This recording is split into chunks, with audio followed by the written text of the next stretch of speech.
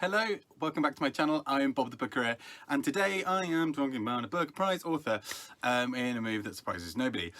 This is all about the wonderful Penelope Lively, and I was meaning to do this back in March to coincide with her birthday, and unfortunately I'd read 2 of the 3 books that she was shortlisted for, and I was waiting on the other from the library, and then obviously library closures have been, well, it's been complicated recently, let's say, because there's just like a little pandemic thing going on. So, probably to be expected. But I had, the final book from this on loan and was really waiting for it. But anyway, better late than never. And I just really wanted to have an excuse to talk about Penelope Lively's work, because I just find her really interesting. Now, I should sort of start at the beginning of this by just sort of saying I've only read these 3 books of hers so far. I haven't read any of her other quite vast catalogue of work, and so I kind of would really like to kind of go and read a bit more, especially based on the strength of some of these books. But she won the Booker Prize in 1987 and was also shortlisted another 2 times. And her last book, I believe, was in 2018, so she's luckily still with us at the moment. And I just wanted to sort of just talk a little bit more about her. So let's begin with the beginning. So she was formerly known as, quite a popular children's writer. She wrote quite a lot of children's books before she wrote her first adult novel, The Road to Litchfield, which got shortlisted for the Booker straight away. So well done her, that's pretty impressive.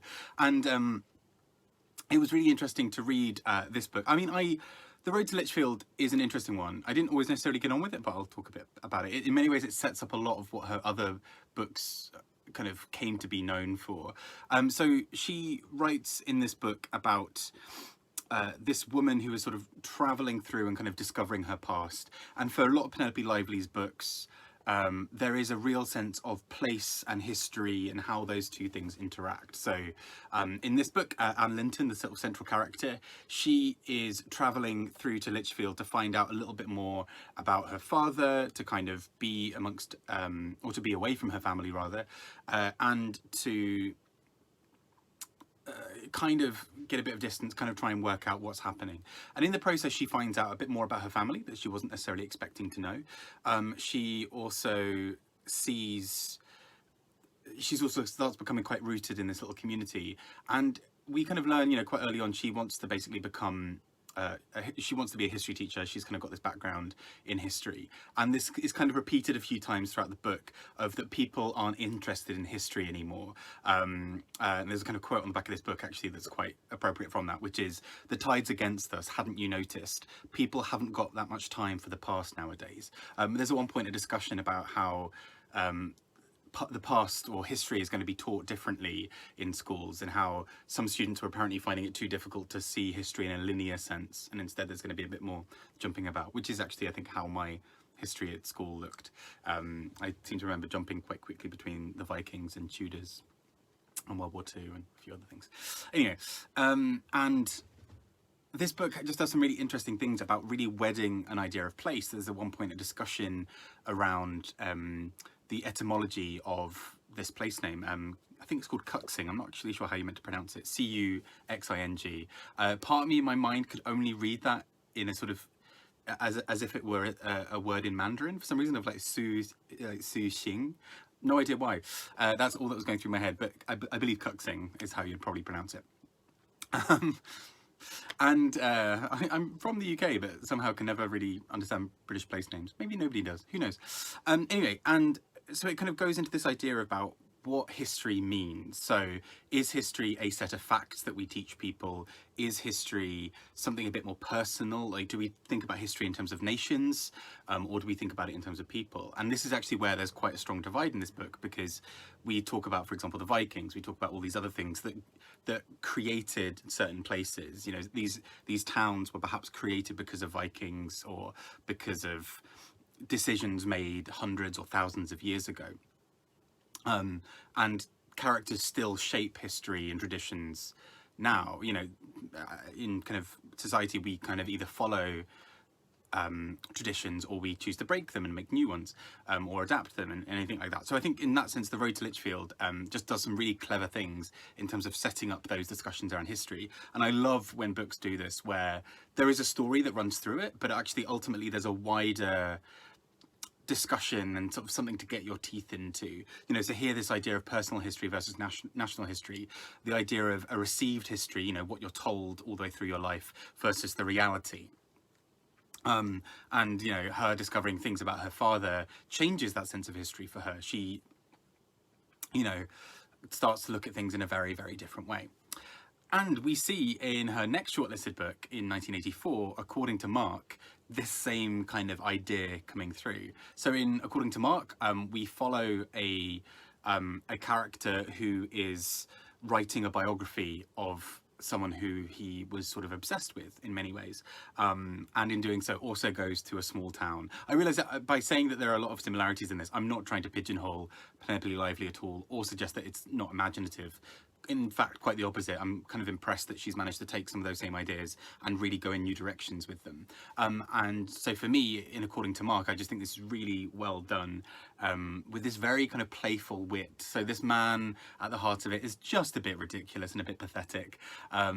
He falls head over heels, well, he thinks he falls head over heels in love or in lust with the daughter, or granddaughter I think it is, of the man whose biography he's writing. And as he starts discovering more about this man, he starts finding out that there are more secrets that actually make him out to be quite a terrible person. So, you know, this man has been writing this biography of this other man and really looking up to him and really spending his whole life becoming an expert on him.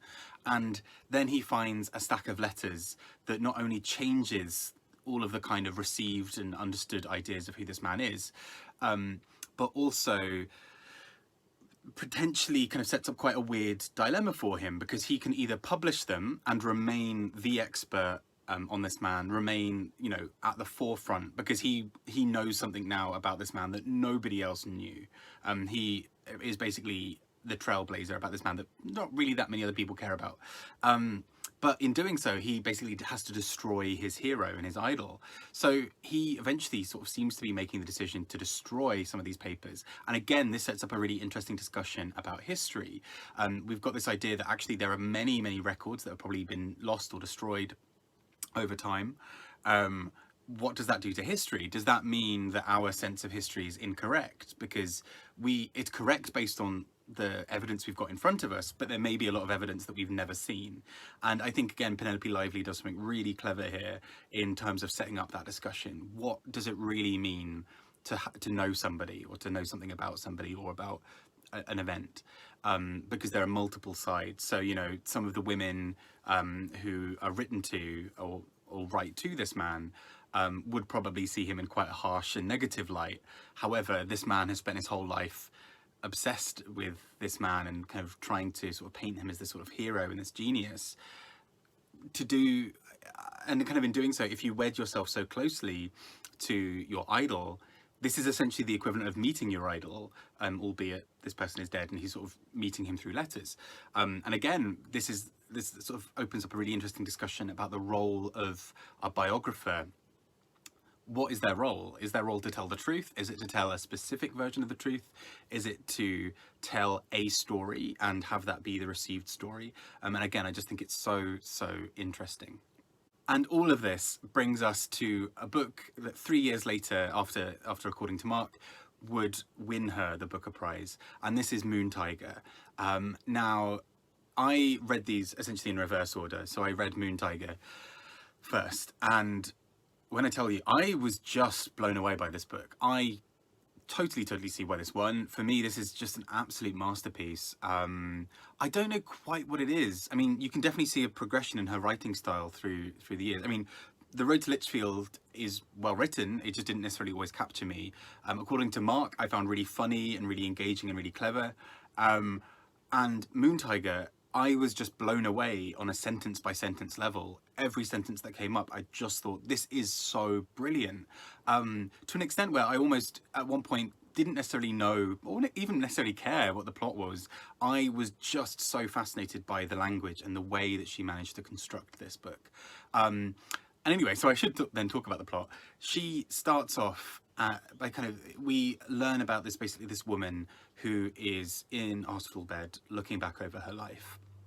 And in her life, she's had this sort of romantic relationship that has kind of stirred up quite a few interesting sort of moments.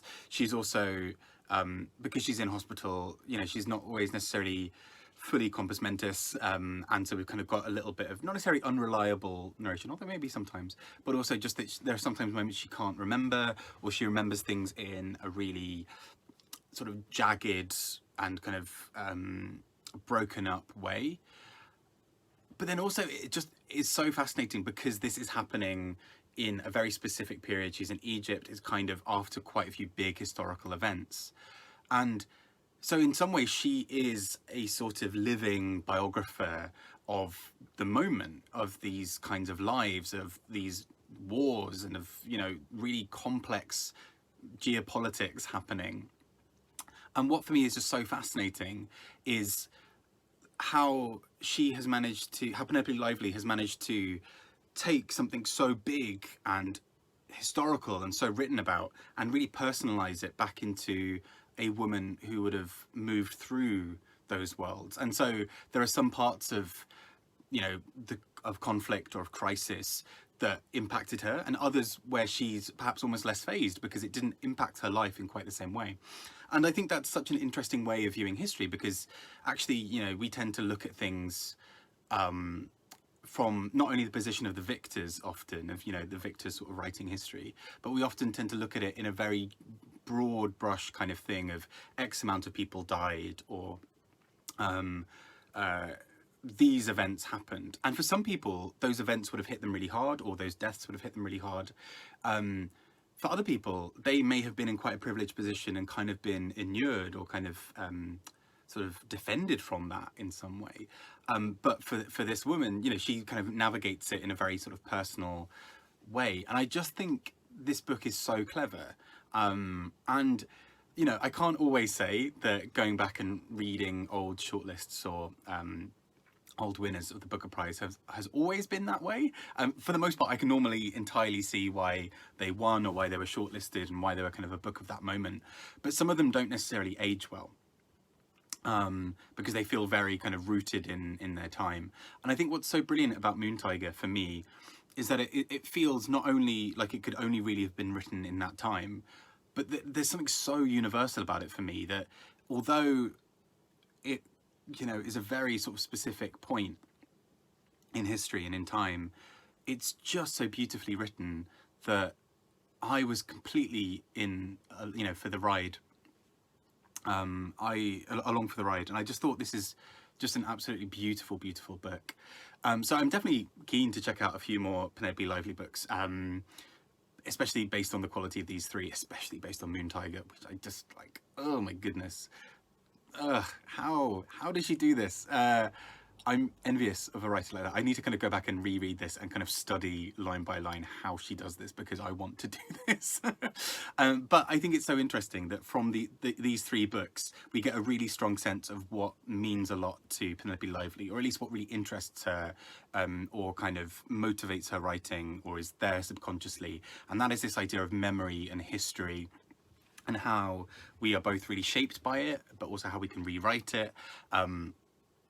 But also how there are always these kind of conflicting tales about what's really true. She's great. So I'm gutted that I couldn't kind of do this kind of closer to her actual birthday in March, but here we go. If you have read any books by Penelope Lively, apart from these three, or have read any of these three and have some opinions, I'd really love to hear about it. But for now, I've been Bob the Booker, talking about, well, gushing about really, Penelope Lively and this idea of history. Again, if you know any other authors who do really similar things around this idea of memory, I mean, I have to admit, I'm an absolute sucker for tales around like loss, memory, family dramas, historiography, I guess it would kind of be in the sense of Moon Tiger. And so this is bound to be right up my street, but I'd also really love to hear about any other stories that you think cover these themes really well. Anyway, I'm going to stop babbling. I've been Bob the Booker. Take care and enjoy your reading. Bye-bye.